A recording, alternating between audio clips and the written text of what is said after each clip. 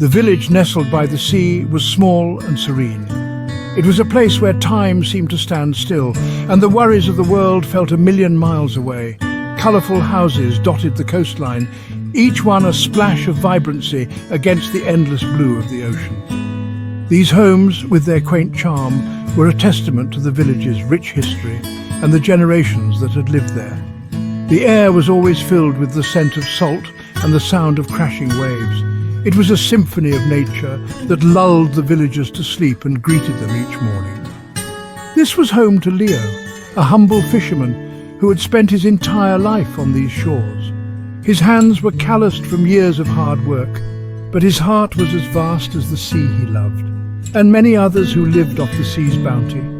The villagers were a close-knit community, bound together by their shared reliance on the ocean's gifts.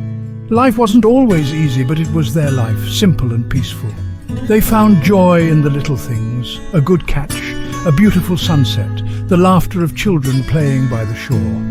One day a storm raged, its fury unmatched by anything the villagers had seen in years. The sky turned dark, and the waves rose like mountains, threatening to swallow everything in their path. And a ship found itself in its path, tossed about like a toy in a bathtub. The crew struggled to keep it afloat, their faces etched with fear and determination. This ship belonged to Victor, a wealthy merchant, known far and wide for his vast fortune and luxurious lifestyle. He had never faced such peril before, who found himself at the mercy of the unforgiving sea. As the storm raged on, Victor realized that all his wealth and power meant nothing against the might of nature. In that moment, he was just another soul hoping for a miracle. Leo was a hard worker. He woke up before the sun each day. He sailed his small boat into the vast ocean. Most days the catch was good. He sold his fish in the village market. Life was simple, but Leo was content. He had learned to be happy with what he had. The storm was unlike any other. The waves were massive and crashed against the shore with fury. The wind howled like a beast.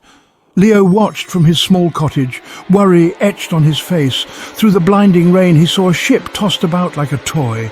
It was being thrown towards the rocks. Leo knew he had to act fast. Leo braved the storm in his sturdy boat. The sky was dark, and the waves were relentless, crashing against the sides of his vessel. The wind howled, making it difficult to see or hear anything clearly. He fought against the wind and waves, his hands gripping the wheel tightly. Every muscle in his body strained as he navigated through the treacherous waters, determined to reach his destination. Finally, he reached the ship. It was wrecked, its hull shattered and its sails torn to shreds. The sight was heartbreaking, but Leo knew he had to act quickly. "Victor, as Victor, help! Please, someone!" His voice was weak, barely audible over the roar of the storm, but Leo heard him. Victor, the merchant, clung desperately to a piece of wood, his face pale with fear and exhaustion. He had been adrift for hours, and his strength was fading fast. Leo pulled him onto his boat, saving him from the clutches of the sea. The effort was immense, but Leo's determination never wavered. He knew that every second counted. Leo took Victor back to his small cottage, navigating the now calmer waters with care. The journey was long, but Leo's resolve kept them going. He gave him warm clothes and food, even though he didn't have much himself. The cottage was modest, but it was a sanctuary from the storm outside. "Victor, as Victor, thank you. I owe you my life." His voice was filled with gratitude, his eyes brimming with tears. "Leo, as Leo. No need for thanks." Leo's voice was calm and reassuring. He knew that in their small community, helping each other was a way of life. "We help each other here." The villagers gathered around, offering their support and assistance. It was a testament to the strength and unity of their community, where acts of kindness were a daily occurrence. Victor was devastated. He had lost everything in the storm. His ship, his goods, everything was gone. He felt lost and hopeless. Victor as Victor. "I can't believe it's all gone." But as he sat in Leo's humble cottage, he observed the fisherman. He saw the contentment in Leo's eyes, the peace in his demeanor. Victor realized that happiness wasn't about wealth, but about the richness of the life one lived. Victor as Victor. Maybe there's more to life than just wealth. Victor was deeply touched by Leo's kindness. He knew he had to repay him somehow. Victor as Victor. I have an idea. I will use my remaining wealth to help the village. I'll help them build better boats, improve their market, and make their lives easier. I want to give back the kindness I have received.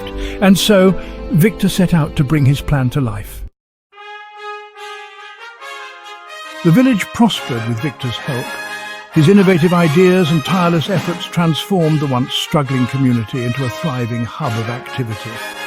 The fishermen, including Leo, were able to fish more efficiently. Victor introduced new techniques and tools that made their work easier and more productive.